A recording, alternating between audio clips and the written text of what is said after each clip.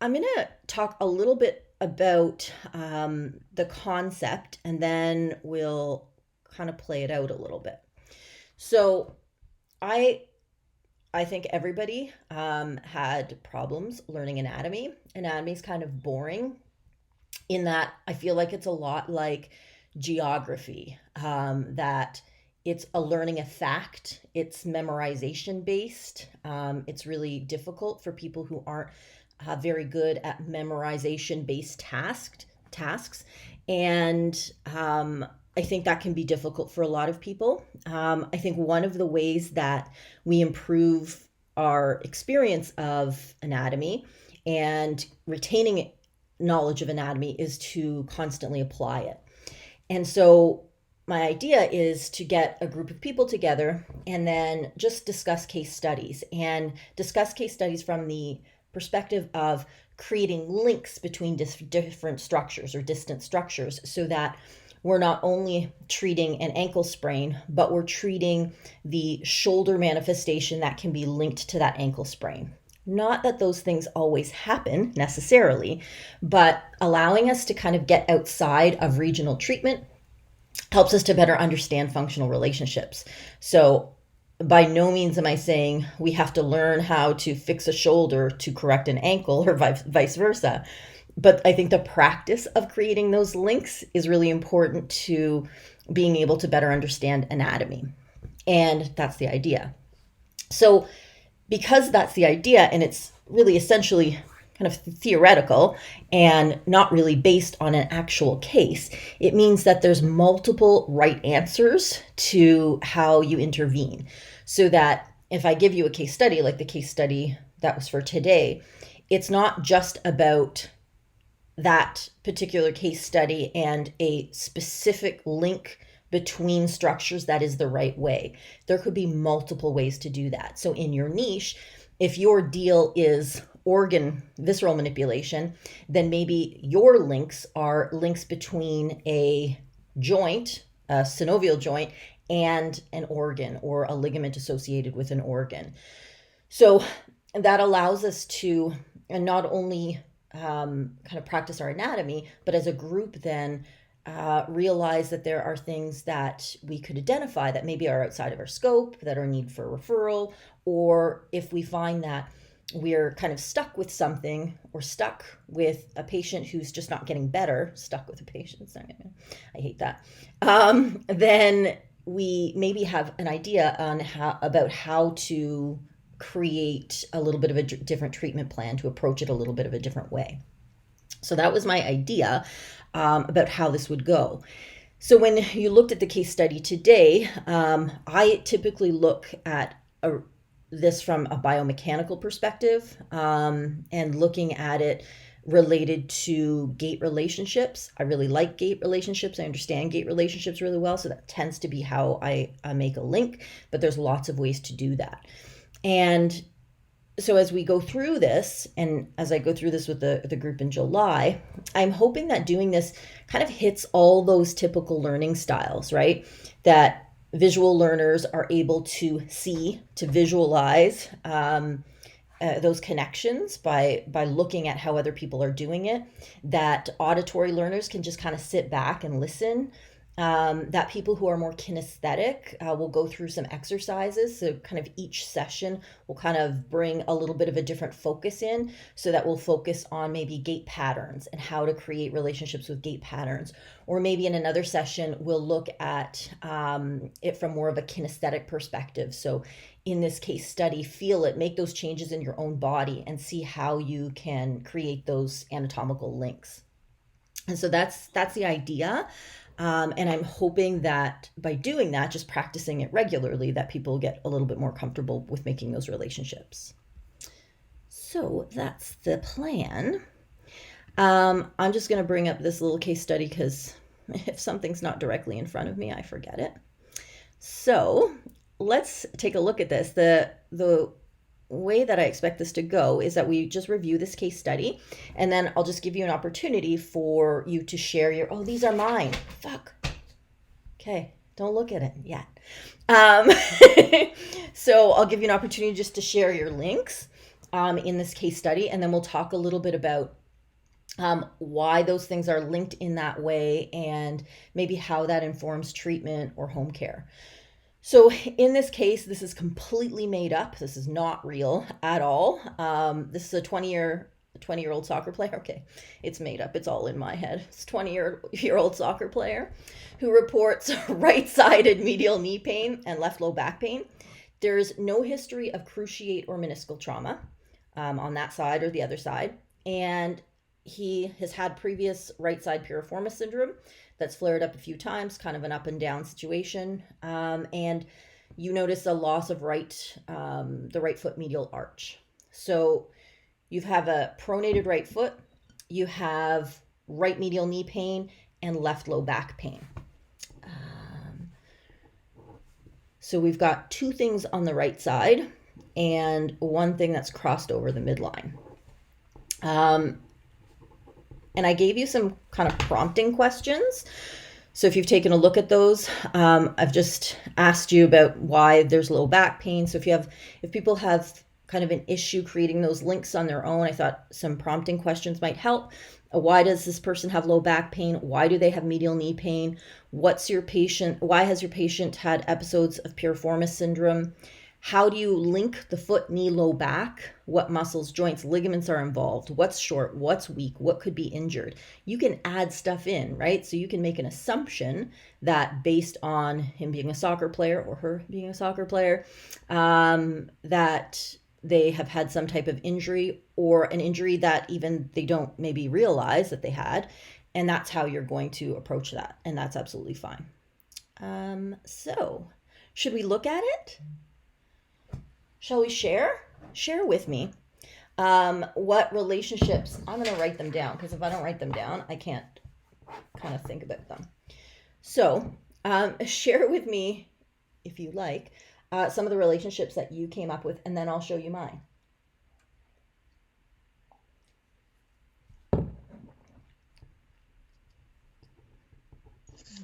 So I started with the assumption that if they're a soccer player, they wear soccer cleats, and soccer cleats suck. So that's probably why their arch was dropped. Okay. Which, if they're pronated, then likely they're having extra strain in the medial knee. So that could easily be like a Pezanserine tendonitis or bursitis or MCL, repetitive strain sort of thing. And then I just sort of took that further and figured that if the foot is pronated and they're sort of dropping into that right medial knee, then they're going to get a lateral shift of the pelvis, which is likely why the left low back is sore. Yeah. So, I have to write it down. Sorry. Otherwise, I won't be able to talk about it. Okay. Yeah, cleats suck. So, the assumption that Denise made was that the footwear that was worn all the time, and maybe even dominant side, like kicking side, right? That could be a factor as well in that arch, caused that drop in the medial arch or pronated foot. Let's just say pronated foot. A pronated foot pairs with internal rotation of the tibia and valgus strain on the knee, which explains or potentially explains the experience of like Pezanserine bursitis, or just like, eccentric load there, MCL stuff, all of that stuff. And so when you have a shift, and so we're making another assumption that there is a weight shift, but there absolutely is, right? You don't have a pronated foot without a weight shift. So in a pronated foot, you would have the weight distributing into the medial side of the right foot, which shifts your weight to the left, causing a left hip hike or a frontal plane issue on the left side. That left hip hike then can create low back pain because who knows who's short there, right? QL maybe, obliques maybe, lending to left low back pain. Yeah, absolutely. So then, in this situation, if we have, this situation is a situation where the assumption is that this is kind of a closed chain situation, that what is happening at the ankle is affecting what's happening above. And so if that's our assumption, then how do we know that for sure? So we shouldn't make the assumption. But how can we test whether or not the ankle in fact is creating the knee issue, or the ankle is in fact creating the low back pain?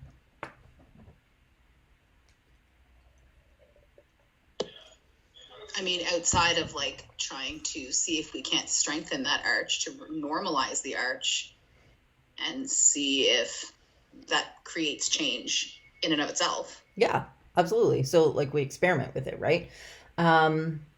You could, if you had pain on in the left low back that existed and could be reproduced, you could test that, right?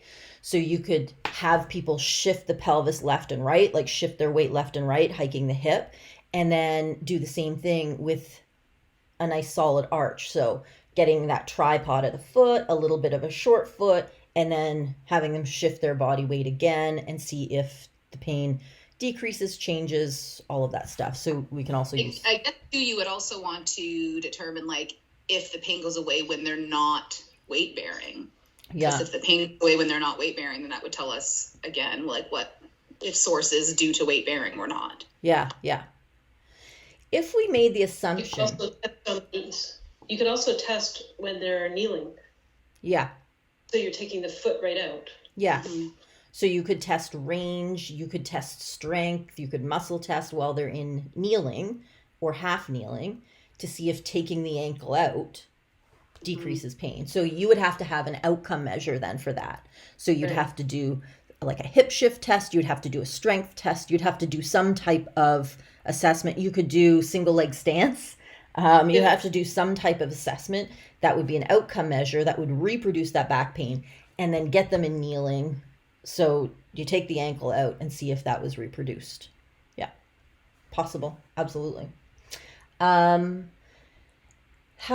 can we, so if we make the assumption that that this weight shift is creating hip hike and that's what's causing the low back pain, what can we do about the knee? What can we do about taking the knee out? So if we wanted to, if again we're looking at the foot as being the driver, but what if we find out the foot is not? So if we've got this medial knee pain, we're assuming that medial knee pain is happening because of kind of a valgus orientation of the knee. What can we do there if our ankle stuff isn't working or our foot stuff isn't working? Who do we rely on then to right the position of the knee? Glute med and TFL on the same side. Yeah, so glute med, TFL can kind of go both ways, right? Yeah. Because it can be an abductor or an internal rotator. Yeah, glute med, glute max on that side, anything that's going to help track a little bit more away from the midline. Biceps femoris there too, right? So there could be weakness in biceps femoris that's not allowing for tracking of the knee, proper tracking of the knee. If this person didn't have a history of ACL or meniscal trauma, then we can kind of we can take out popliteus. However, it's very possible that there's an underlying meniscal trauma that somebody doesn't know about, right? So if there's underlying inflammation or meniscal trauma, joint trauma, what might we expect if we test the muscles around the joint? Would the muscles around the joint be expected to be strong? Would they be expected to be weak if there's kind of underlying inflammation? What do we expect to see there? I would expect the adductors to be weak. Yeah. Yeah, I would expect them to be probably weak too. With that valgus orientation, you get kind of eccentric load of the adductors. I would probably expect them to be weak. Yep. Cool. Okay. Anybody else? I'll go. Mine's, I assumed. So I assumed right foot dominant. And if you are familiar with how to kick a soccer ball, the foot is externally rotated. So that could be where the hip is externally rotated, causing the piriformis flare up, right? And maybe their actual gait is somewhat turned out as well on the right. So the lengthened adductors, which would pull on the medial knee, and the force of kicking can also cause the strain, because the ball's coming at you, or still, even though the ball doesn't weigh very much, but the force of the connection can over time cause strain on the medial knee. The lengthened adductors can cause the arch to fall if the glute med isn't strong enough, or it's also lengthened. So just that falling in action. I went with the Vleeming subsystems, the lateral subsystem with the glute med, adductor magnus, and contralateral QL. So I would do the left to right, right to left perturbations, and kind of see what's going on there. And then there's also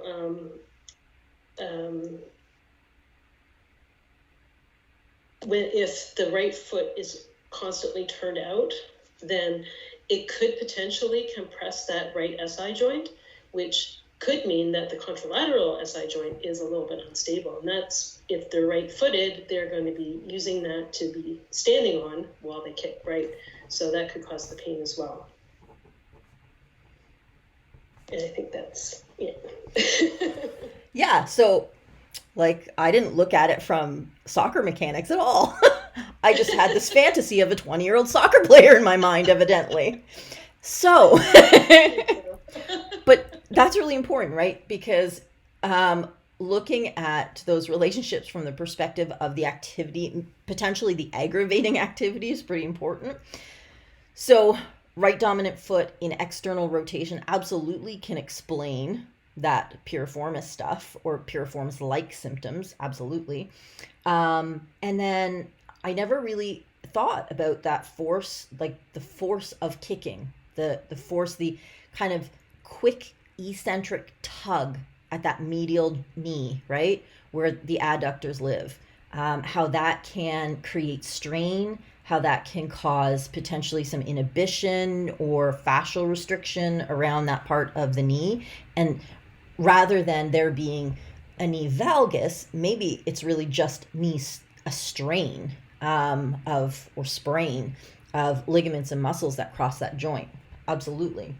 And then, unlike in Denise's situation where it was like foot up, in this situation, we're kind of explaining these relationships from the knee up and down, right? So that the knee is kind of the aggravating factor, and that constant loading of the medial knee was the aggravating factor that caused inhibition of those medial muscles that led to a pronated foot, that led to left low back pain through piriformis being short and tight on one side and maybe long and inhibited on the other.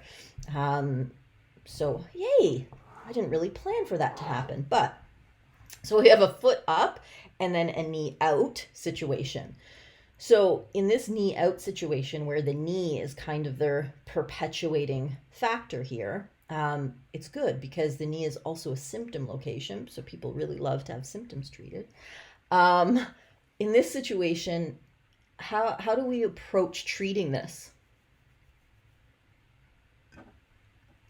Maybe I would actually start with the glute med, because I think, you took it as the knee is the symptom, but I'm thinking if the glute med isn't strong enough, then everything else is going to fall below it. So I'm thinking, deal with strengthen the adductors and strengthen the glute med. Okay. So glute med to help kind of decrease strain. And increase the arch too, right? And increase the arch. So the approach then is the knee, even though the knee is strained from kind of repetitive use, we're not touching that. We're making sure that above and below is maintained, Yeah. so that Yeah, there's so like integrity in the knee. releasing the peroneals, increasing the strength of the glute med, and increasing the strength of the adductors, because I'm thinking that the adductors and the glute med are too long and weak, right? So you can kind of shift, and that will cause that shift in the pelvis again, like the weight shift, that shifting back, right? Yep. Yeah. Cool. What can we do in the contralateral SI? So in this situation, we're making the assumption that like a short, tight right piriformis is giving rise to those symptoms because the whole lower limb is kind of stuck in external rotation. And that often when antagonist pairs, like a right piriformis and a left piriformis, when one is short and tight, the other one is often pulled long and is weak. So if that's the assumption that we're making, then what do we do at the pelvis to get rid of SI symptoms? Help to decompress the right SI joint and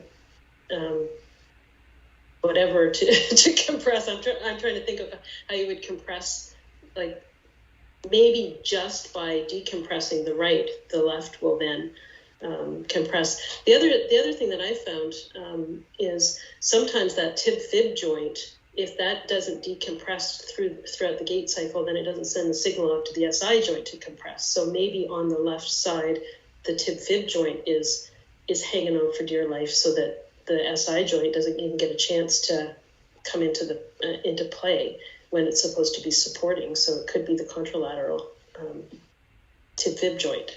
So like mobilization of the contralateral tib fib? Yeah. Yep.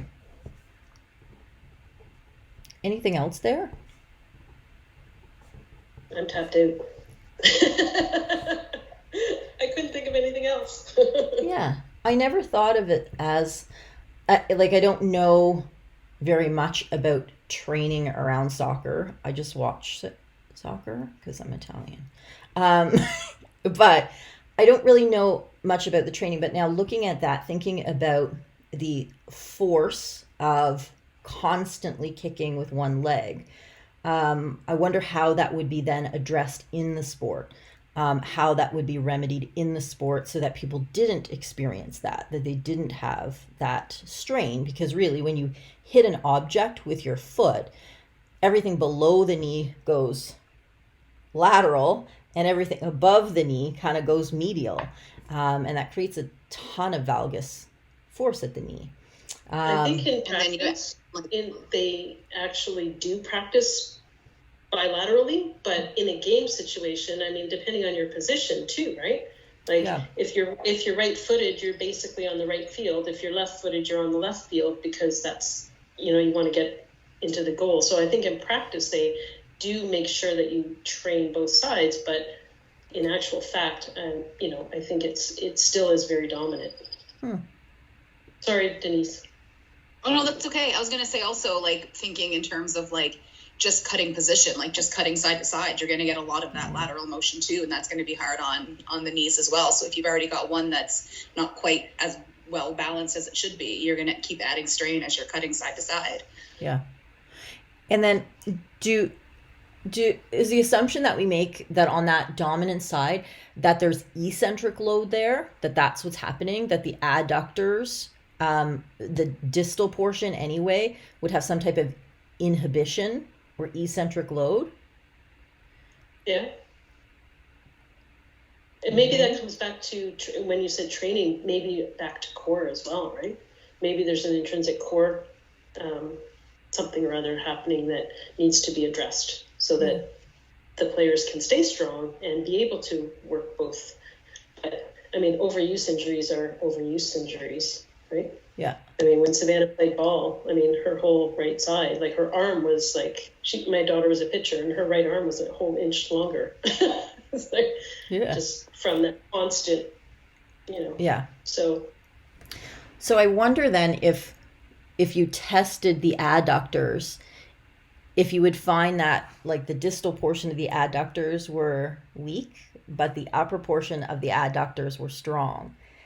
Because groin strains are also really common in soccer. So do they get pubic pain, groin strains because the upper portion of the adductors, especially like specifically the adductors that cross the hip and the knee, are they super strong at the proximal portions, but more inhibited at the distal portions where there's that valgus knee strain? That kind of makes sense, because if you're thinking about, control while you're kicking, Yeah. right? You need the power, but you need the control as well. And I would think that the control would come from the proximal. Yeah. Right? And then that means that, when we approach treatment, we're not approaching treatment by like releasing, stretching the whole adductor group. It needs to be more regional, right? In that situation. Yeah. Cool. Anything else? Sig, did you play soccer? I feel like you played soccer. Actually, no, I did not. I played a different sport. How did you not play soccer? I feel like you should be a soccer player. Professionally, I played a different sport because Germany was divided in my younger age into 2 different fractions, and I played the other sport. Oh. But yeah, to add to that, I kind of was going the same route with the knee, where on the external rotation, thinking about playing soccer. I mean, I played in my free time, but never professionally. It's that constant rotating out, stopping the ball, being in the external rotation and passing, stopping and passing.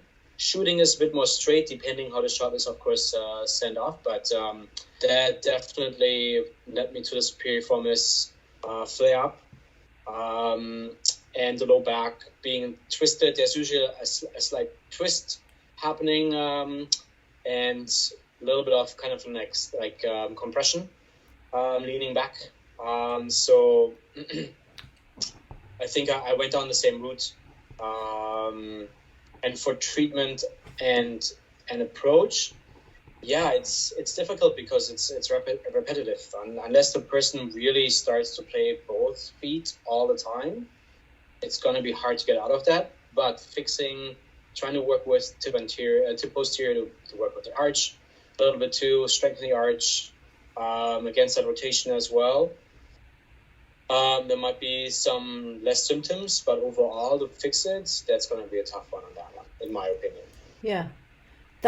You said something that I didn't recognize. But now thinking about it, I recognize when I watch soccer that this happens, that when you make contact with the ball, you often see players in an attempt to generate lots of power lean back. And that lean back is pretty big for the low back, right? And so we have like that kicking, passing kind of posture, creating a medial knee strain.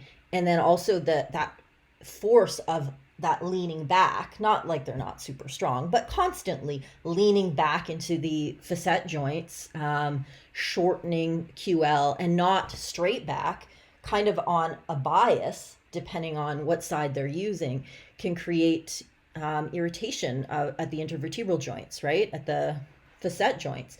That could even potentially lead to the sciatica, right? We don't know that it's necessarily from piriformis. It could be irritation of like those cluneal nerves, that kind of, people say sciatica for lots of different things, or piriformis syndrome for lots of things. So absolutely, that lean back could be really big because it's lean back on an angle, not lean straight back. So you could absolutely get kind of those one-sided symptoms. Yeah, that's cool.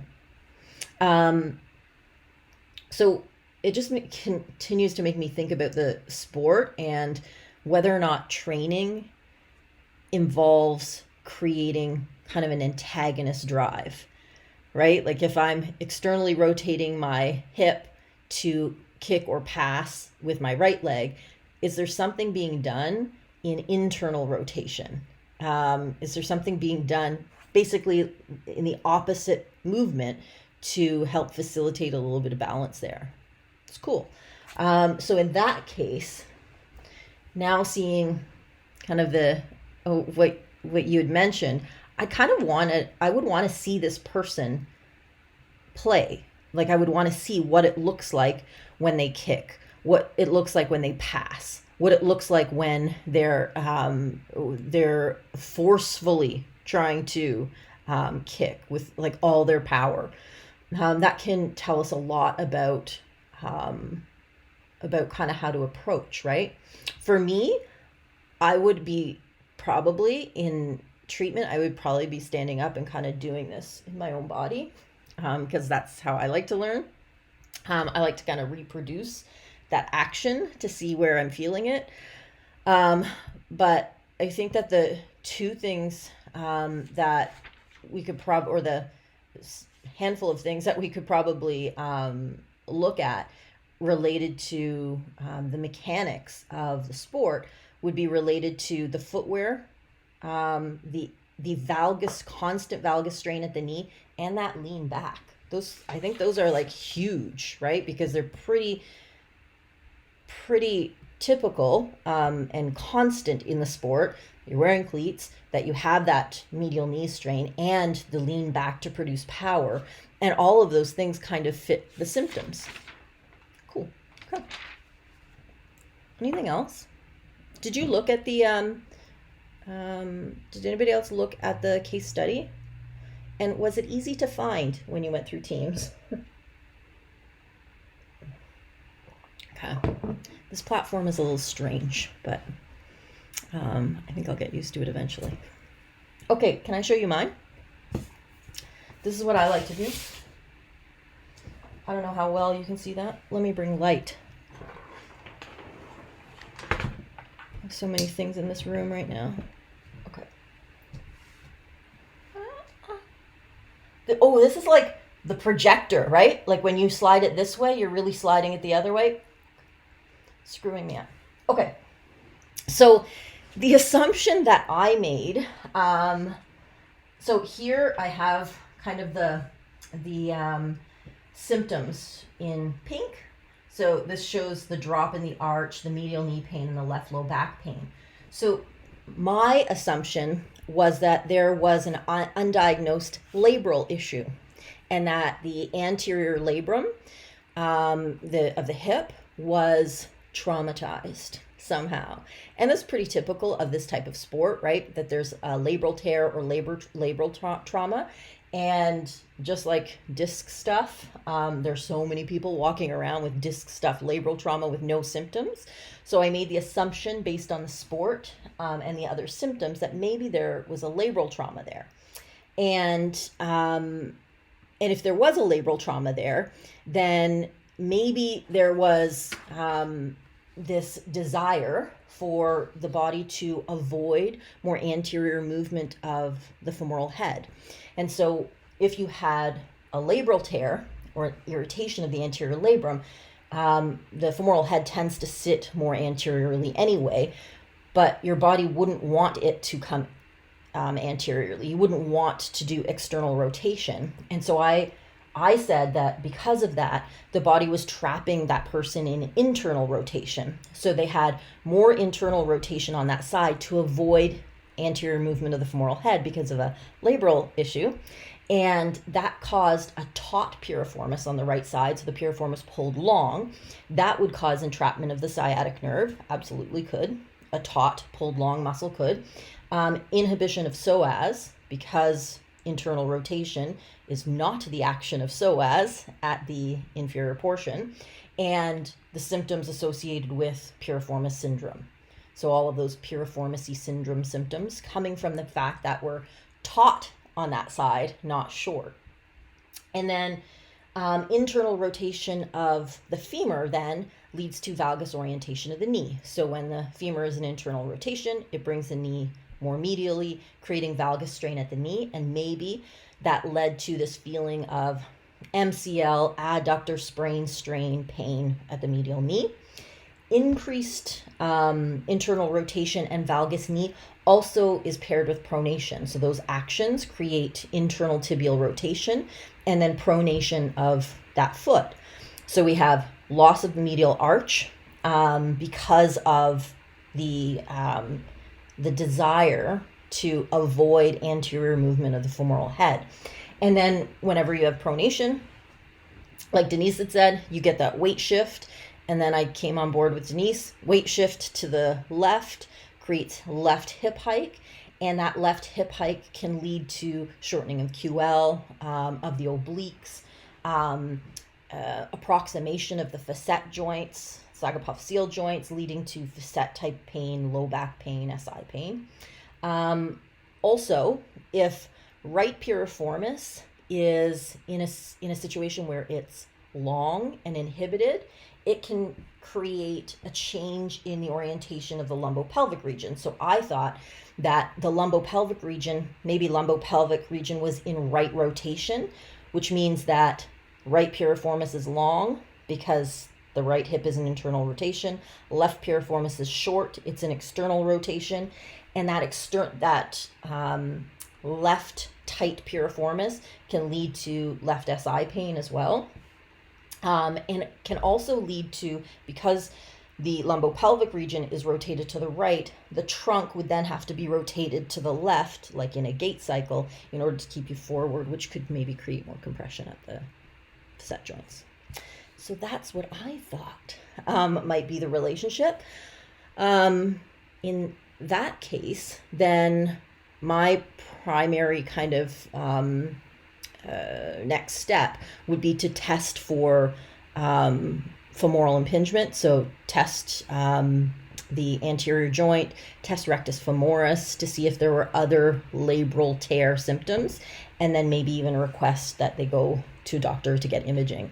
Not that that would change anything, but it would prevent me from treating a labral tear for no freaking reason. So we're also sort of coming at this from the idea that the right foot is the dominant foot. But if we were coming at this that the left foot is the dominant foot, and they actually had weak hip flexors, which was causing that left hip hike, which was actually causing the right hip drop, which that force down was then causing the knee, and we're thinking of the foot and the knee as the start of it and the back as the secondary. But what if the back is the primary and it's causing the right secondary? Could be. Absolutely. Right? Yeah. And even if it was, what if it was a leg length discrepancy? So if the left leg was longer, and it could have nothing to do with the sport, or a little bit to do with the sport, but the left leg was longer, that would cause a left hip hike. It would cause more impact when running on the right foot because you have a bigger drop, and that could impact the arch height. Yeah. Lots of things. Absolutely. We're looking at the right side because lots of the symptoms are there and assuming right dominance, but absolutely could be the left. Could be left dominant, could be left leg length discrepancy, left longer leg. Yeah. Oh, look how smart we are. It's exciting. So there's absolutely no way to know though, because this is a fake person. But really the idea is to think about different approaches like this. Having a person in front of you would absolutely definitively tell you what was the dominant side and what was not. However, even knowing that, if we knew that the dominant side was the left or the right, it doesn't really matter because something could still exist on the non-symptomatic side that was the driver, right? Whether it's a dominant side or not a dominant side.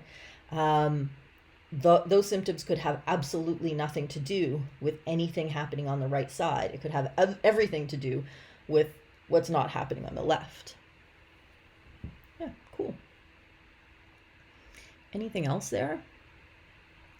Anything else that you could add, take away? Cool. I like the lean back thing. God, wish I thought of that. Sad. But I think that when we all kind of come from different backgrounds that we're able to kind of point that stuff out, and that's really cool because it gives me a different perspective to look at. And then I think that we could probably look at that for lots of sport. The effect of leaning back to generate power can have a pretty big impact on the orientation, shape, and function of at least the lumbar spine and probably throughout, right? Cool. All right. Well, that's kind of how it's supposed to go. So hopefully that's how sessions will look. You get a case study at the beginning, kind of a week before.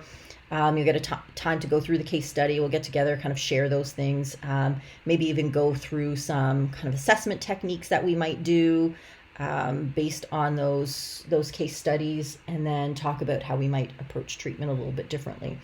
I suspect that you could easily submit 3 hours of CE for prep of that case study, and then these sessions will probably be about an hour and a half in length. And for right now, they're going to be a 4-week group, not recorded though, but 4-week, once a week. Cool. Thank you. If you have questions, let me know.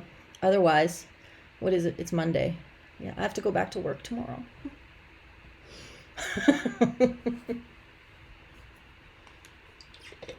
Cool. Thank you. Thanks.